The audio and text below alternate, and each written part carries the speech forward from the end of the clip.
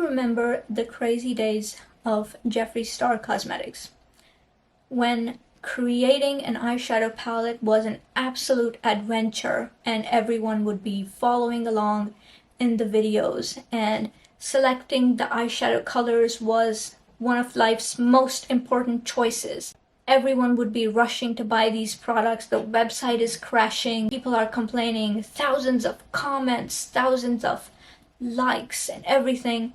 There was so much going on. Was it actually as amazing as we remember? That is what I'm going to find out in this video. I'm going to apply the makeup like you see here, and I'm going to look through a 2024 lens and see whether this was actually good quality makeup or just a lot of hype and good marketing. I started with this brand when I was looking for some more colorful makeup, and for a while I bought a bunch of stuff from the brand. However, I think my last purchase from them was about 2 years ago, and since then I don't think I've purchased or used anything that the brand has to offer. There were other indie brands that caught my eye. Then there was the whole indie brand boom, and it seems that the beauty community all but forgot about this brand. There hasn't been much mention of it in the beauty news through at least influencers I watch, and I wanted to kind of rediscover this brand, use some of the stuff I have, and form an opinion again about what their products are. So I'm going to put some of their makeup on using as much product as I possibly can, and at the end I will give my unfiltered opinion about whether or not it's as good as the hype was. I used to be a fan of the big, bulky, bold packaging and the monochromatic themes that they used to have, especially this one. This packaging is one of my favorites. I don't mind an over-the-top, crazy kind of packaging, even if it's big, hard to store. It's kind of a novelty item for me, and much of my wardrobe is comprised of novelty items. Some of them had more interesting color stories than packaging. For example, the Jawbreaker palette, very colorful, very different from all the other products that were available at the time. Then this one, the packaging is not my favorite, but the inside color story is so fun. Combines warm grays, cool toned ones, light colors, dark colors, shimmery, shiny. So nice now that I'm looking at it again. Then there's these boxes. These are also quite fun. This one, this one, this one, and the green one. These are also in a similar style. Then some of the ones that I purchased towards the end were this one and this one. This doesn't have a lot of shimmers, but I like the theme. I like the different shades of pink. Pink is my favorite color, clearly. This one is also an interesting color story. This one is such a fun one as well. I must say, packaging wise, no one quite has done something like this since these, and I'm not sure any brand wants to, but I can appreciate a fun packaging for sure. I think this was one of the differentiating factors for the brand's success. So I'm thinking that I will pick the eyeshadow palettes at random, create a look with the maximum number of eyeshadows that I can possibly put on my face, and it will get a little crazy. So accompany me in the madness, won't ya? Let's just start with one of the pastel blues.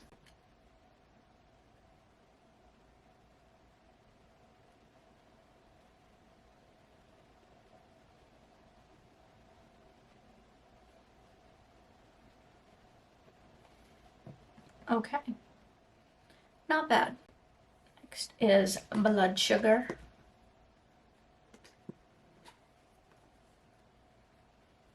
Let's take, obviously, the brightest pink in the center.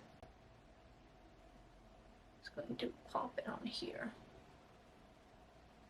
I changed my mind about putting it in the crease, so that's why there was a little hesitation there.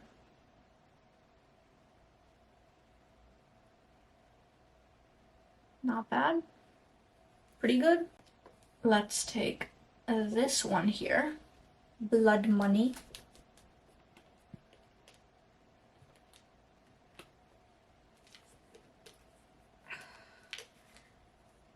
This packaging was a little finicky. This will definitely get a little weird. Let's go for this teal shade here.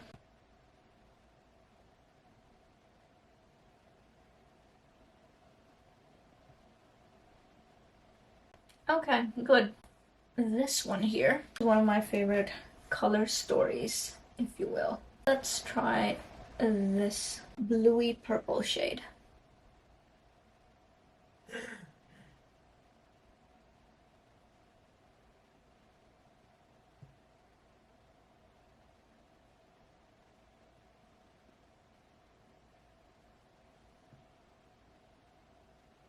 Okay.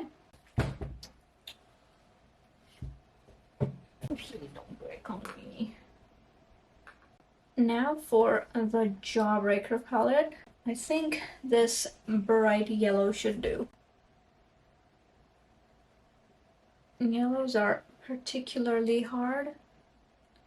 So let's see if this can bring the quality.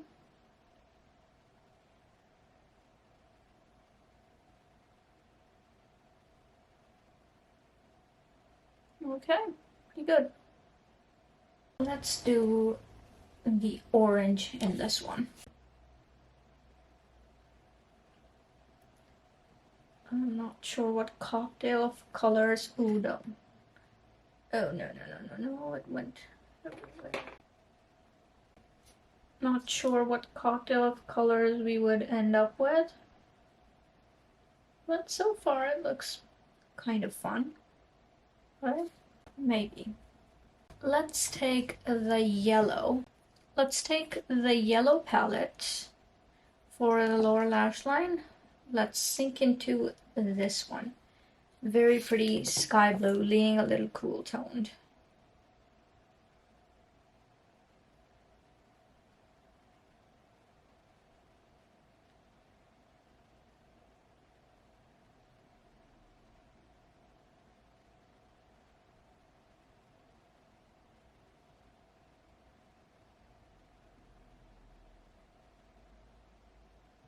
Okay, cool. Did some of it get into my eye? Also, yes. Okay, and then let's turn to Pink Religion. So religious. Let's pick out a pink that's a little lighter but cool toned. This one.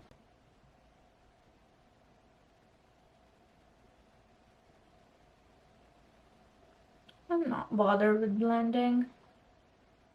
I just want to see the color payoff.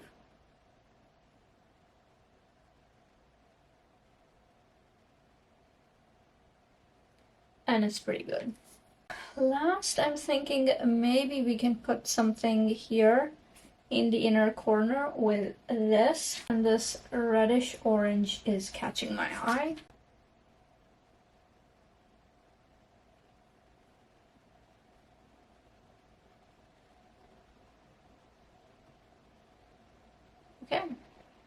Okay.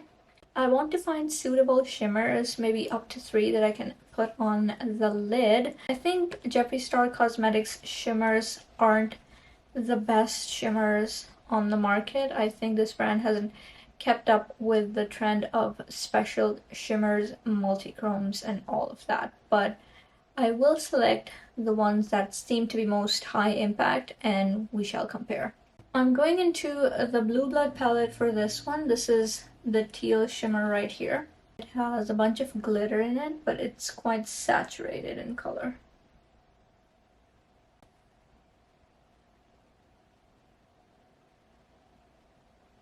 It's actually quite opaque and pretty nice. Okay. Then is this palette, and it has 2 shimmers. I am going for the light pink one here. These eyeshadow palettes are big and bulky and it's hard to pick them up and show them to the camera and all that. That's a glittery sort of shimmer and I like it. It's similar to the PC multichrome formulas that we have today, although I don't think this has much of a shift though. For something in between, I have this shade here. This is a gold with a brown base, something a little more special than your average shimmer, I'm guessing.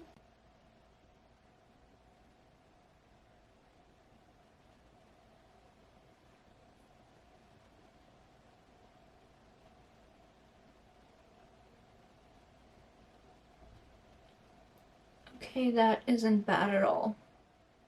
There's some good payoff there. I did not use a white base with any of these shades and they still showed up pretty well, on par with other indie brands or that kind of formula. So I think it still works. I still want to do another eye though. This is crazy, but I want to use some other shades from palettes that I haven't used yet. Quite recently I was going out and I wanted a neon shade to match my outfit, and the neons in some highly rated indie brands just didn't work for me. They were rather sheer, some of them got very patchy on the eye, and there was a certain patch that wouldn't fill up no matter what I did. So I want to see if the neon shade in this palette is any good. Let's find out.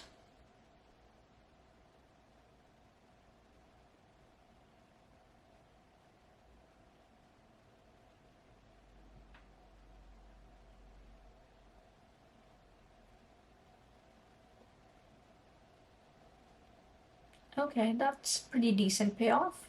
I think it's alright. This is one of my favorite smaller palettes from the brand. I want to do this orange shade.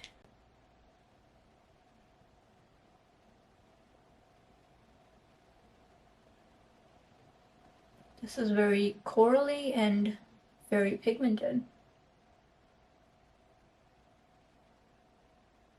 And it's sticking to the eye like I have something wet underneath, which is fascinating. From this one, I'm thinking the blue. It doesn't have to make sense. I do not care about that right now.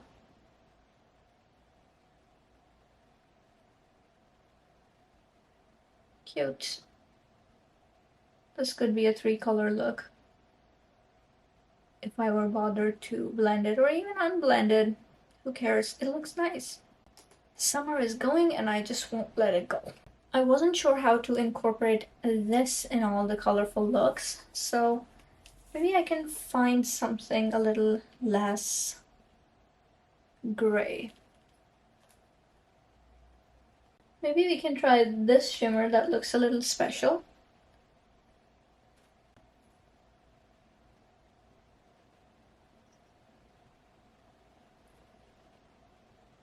That won't stick to the lid. It's a bit cracked as well. I think this shimmer has lived its life and it's now resting in peace. Instead, let's just take this cream shade, yellowy cream shade, and let's just put it here just to see what the color payoff it is. And it's pretty good. It's pretty good. Not bad at all. Oh, this makes no sense. This makes no sense. Never mind. That was never my intention anyway. Let's put some yellow on top of that and see if that helps make things a little bit better.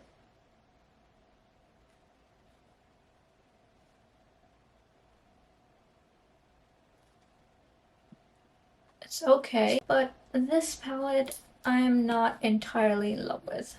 I don't think it's the same quality. Let's just add some pink to this. Let's go to this warm pink shade here. Oh, these names are so stupid. Lollipop Luxury. Sure, of course.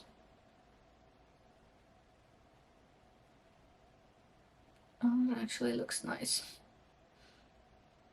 I like it. Let's dip in again to the colorful palette. Let's try another neon. This one right here.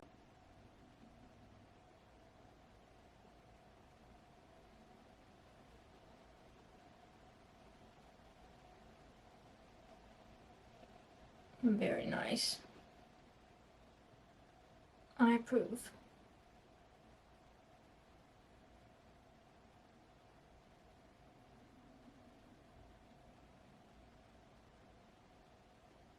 Okay, let's use the oldie, this red. It's like a dull red. Doesn't fit this look at all. I think this was a mistake. I was hoping to salvage some of this look. Let's do green. We don't have a lot of green in this. This light green.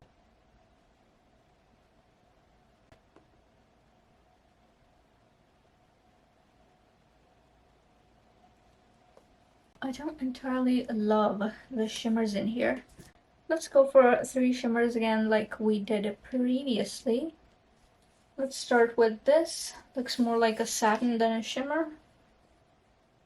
These are on the drier side. Oh. Maybe they're dead too, who knows. Isn't packing a lot of punch. It's kinda sheer. I think it's okay, maybe if you sprayed it, maybe. But okay, it's not too bad. It's not dead yet. Let's just put it that way. I'm tempted to try a gold, also from this palette. This one here. This looks promising.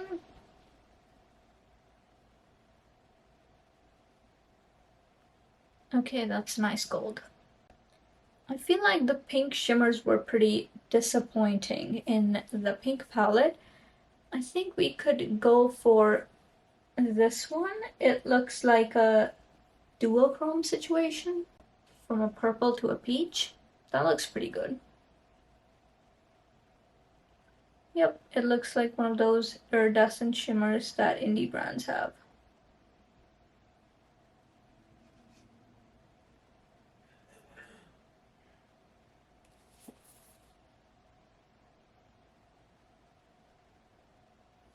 Okay, not the worst.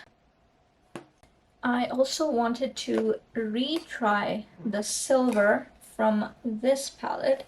This silver used to be one of my favorites, so let's check that again.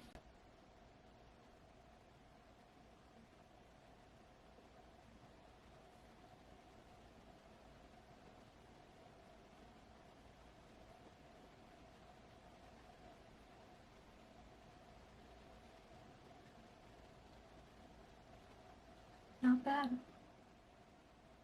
Let's zoom in so you can see what this madness is.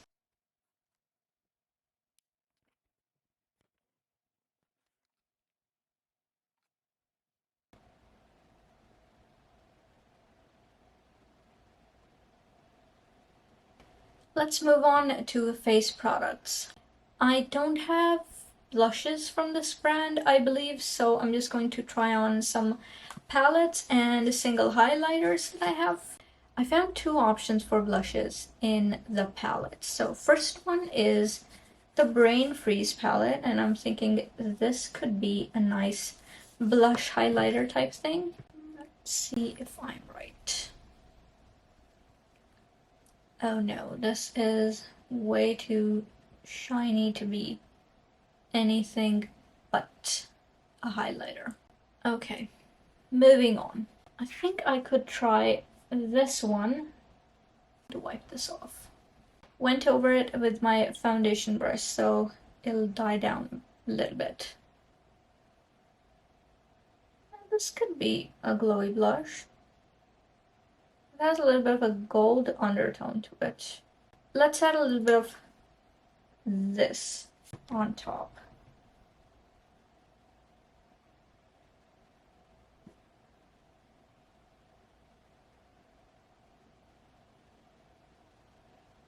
these are nice formulations on the smoother side for sure. I like it. I'm actually surprised because I didn't think these products were gonna pass the test of time. But so far it seems they're doing okay. I am intrigued by this highlighter over here. Let's smack it on.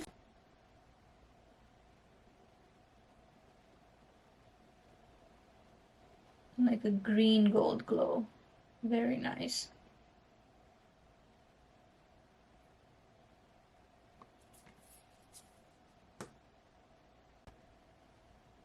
For the other side, I think I'm going to put down this as a base.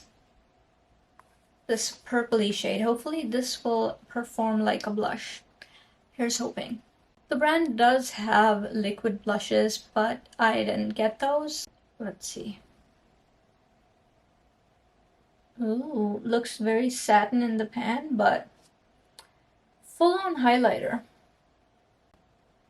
And it's not as purple as I was expecting. Kind of like a pale bluey gold. But actually pretty nice. I don't think I've used these all that much. Cool. I'm tempted to try this blue thing as well. Let's see.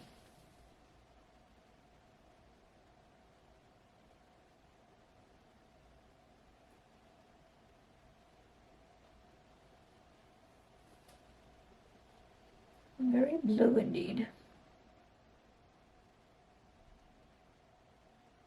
Interesting. I don't hate it. I don't hate it. This was the warmer side. This is the cool toned.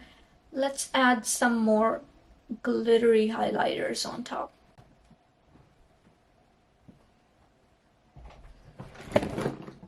So they used to have these ones, but then they also came out with these. These were just a cut higher, I believe. There's nothing on the packaging, but let's open it.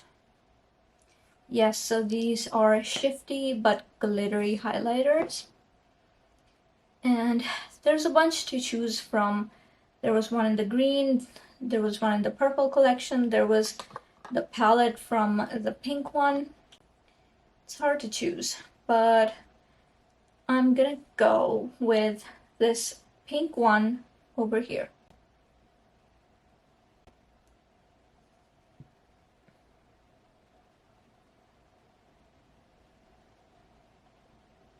You did add a little bit of pink there.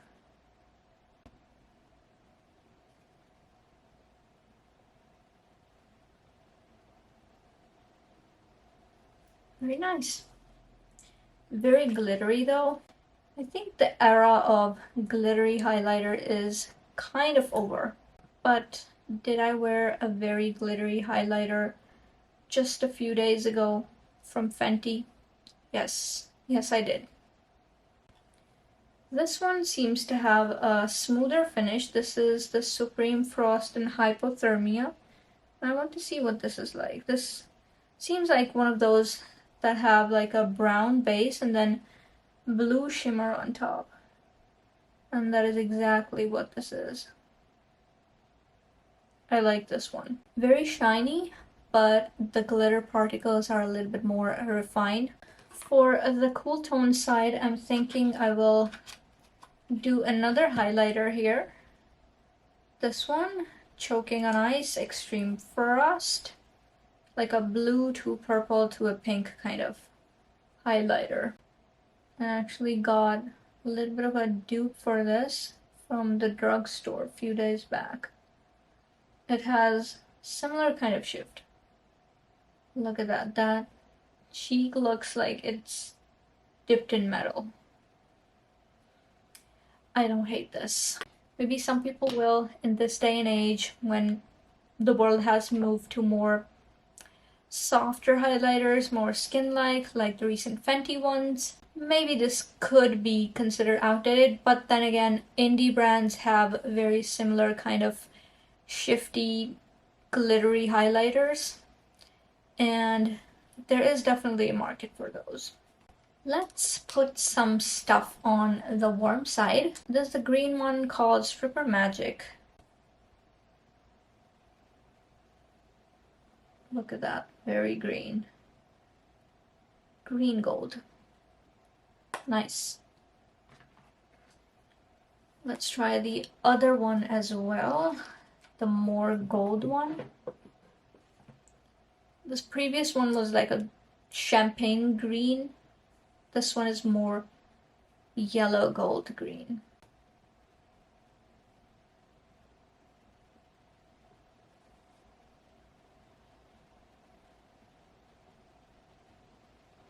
Yep. These don't seem as glittery as I actually remember, which is cool. I think the most glittery one was the pink one. The others seem to be okay. This last one I want to try. This seemed to have a more refined formula in the other shades, so let's just see if this one matches. It's like a nude shade with some silver in it.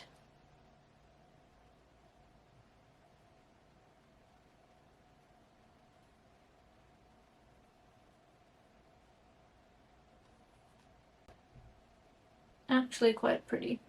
Like a rose gold shade. I like this. Now that we look a little crazy, let's move on to lip products, where it all started. Surprisingly, I don't have a lot of lip products from this brand. I actually just bought 2 collections. One is this one that had these green caps. This was for some summer collection or something. The other one was this. This packaging is so interesting. I don't necessarily like the image at the front, but I like the leathery finish, faux leather. These are the shades, and I'm thinking to go for something that's a little different. I am gravitating towards this green, but is that gonna be too much? Are you gonna pay attention to me while I talk wearing this? That is my concern. Actually, I forgot. I don't have a lot of the full sizes of the lipsticks, but I have the mini bundles in a bunch of shades. So let me bring those out.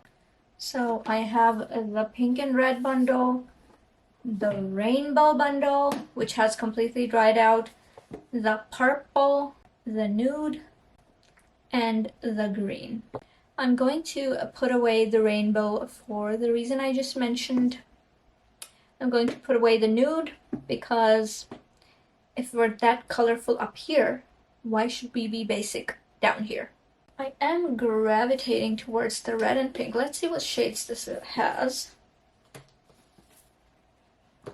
Prom Night. Prom Night is catching my eye, which would probably look horrendous on me. And it may have dried out a little bit, but I still want to try. The purple bundle is cute as well. It doesn't have a lot of bright shades, which I'm looking for. So let's eliminate that as well. How about the green? Okay, that's really nice. But again, there doesn't seem to be a color that I immediately gravitate towards. I think I will go with the pink. This pink from this bundle. It's a very bright pink.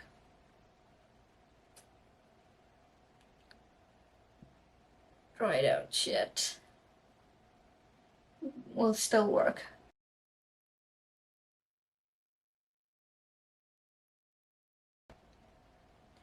Okay, I actually love this shade of pink. There are some things that I didn't expect to happen in this video, and I am pleasantly surprised. Staying true to the mission, I'm going to take the pink palette and find a cool tone pink shade of blush because this doesn't look like I want it to look. Let's try this. Sugar Savior. Wow. What is even that? What is even that?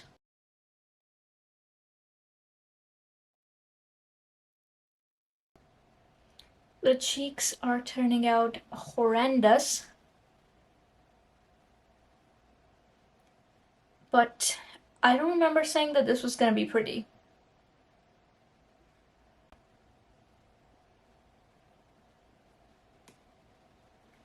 I'm so used to blush now that I want to put it in every look. There was a time when I did not use blush at all. How things have changed. Now that we've done that, let's talk a little bit about where are they now. In conclusion, I think this brand has pretty good quality, pretty much on par with the indie brands that are famous today for their quality. But I think a big part of why this brand was so successful in the first place is that they were particularly good at promoting and marketing their products. Plus, I think the packaging and the presentation of the product really also played a huge part, and at the time, their products, the quality was unmatched. I believe people collected these not just for what was inside and whether they would use it or not, but as collectible pieces, and it had a certain appeal to the collectors. But as collectible pieces, novelty items, things that were, well, special, different from the rest, not just makeup, they also served as merch. Some of the brand's success can be attributed to the already established following of the owner of the brand, but I believe there is more to that. As someone who has studied business strategy, finance, I am able to recognize if a certain individual has the knowledge and the skills necessary to run a business successfully, and I think the owner of this brand did have those. In the videos where he revealed his products, the way he promoted the brand, the way the brand handled everything, it was quite professionally done, even though I don't believe the owner of this brand has a degree in business or something, but still the aptitude was there. It wasn't all because of hype. I think the brand became successful because all the components, the business side, the promotion side, the hype side, the social media side, it was all orchestrated quite well. In addition to this, I also want to mention prices. So the new palette that they just came out with is $86 as compared to $80 for the Star Wedding Artistry palette, $71 for the Blood Sugar palette, which I have, $73 for the Bloodlust palette, the purple hexagon one. I think these prices are lower than what the indie brands of today have on average. Of course, they don't have the economies of scale of higher production volumes like I believe Jeffree Star Cosmetics does, but the difference is visible. For example, this palette, this is $127. This is by Ensley Rain, and if you look at the packaging, it's quite basic. There's AI art on the front and the back, but the pigments on the other hand are truly special, so it's a little bit different. For the consumer actually interested in purchasing a collectible that was also good quality makeup, would go with something like Jeffree Star Cosmetics products. Also, many people still follow the brand owner. The brand owner has a certain following of their own, which is very loyal. On the other hand, people who want specialized pigments and actually go into depth about color shifts and the type of pigments, the particle size, and holochromes, multichromes, all of that. We have so many people who are interested in that now. And while the matte shadow craze was a thing back in the day when Jeffree Star Cosmetics was popular, I don't think it's as much of a factor now, so there is that kind of a market as well, especially for people who are more into color. We are not talking about the basic makeup wearing sector of the beauty community. So what is Jeffree Star Cosmetics doing now? So what they've come out with recently is the Orgy 2 palette. This is a palette with more neutral shades with some different undertones and some shimmers as well. These are, I believe, the basic shimmers. They're not the kind of special pigments that color lovers are gravitating towards. So there is a lack there. They've come out with eyeliners. The lip formulas are quite nice. The packaging of the Orgy 2 collection is horrendous. The theming is still the same, reflecting the owner's aesthetics. There are more product demonstrations on their Instagram page. It seems very well managed, which is not the case with many indie smaller brands. Same exuberant photo shoots and promotional campaigns, which I'm guessing the owner enjoys and the brand can afford to pay for. Maybe it works, maybe it's what adds to the appeal. It is a differentiating factor in the market though. Not many brands are known to do this kind of thing. The line is missing some powder blushes, foundation, I believe. Those special shades, they do have those little pots, but I don't think they're quite the nice kind of formula that the indie brands have. And I think they're more on the basic side. Have they kept up with the trends? They came out with blushes, liquid blushes. So the blush craze is still there, but this brand hasn't launched powder blushes yet. I also noticed that on their website they have very limited face products. So most of the highlighters are not being carried by the website anymore. There's lip oils, which people seem to enjoy. There's also the skincare line and the body care line, and I'm not entirely sure if that is as successful. Mostly people go to already established brands for skincare, so I'm not sure how this brand is competing against them. I think that is all I wanted to cover in this video. I had fun creating this makeup look. If you have these products from back when you purchased them, this is your sign to use them instead of purchasing more and more like we are often tempted to. So that is where I leave you, and I will see you next time.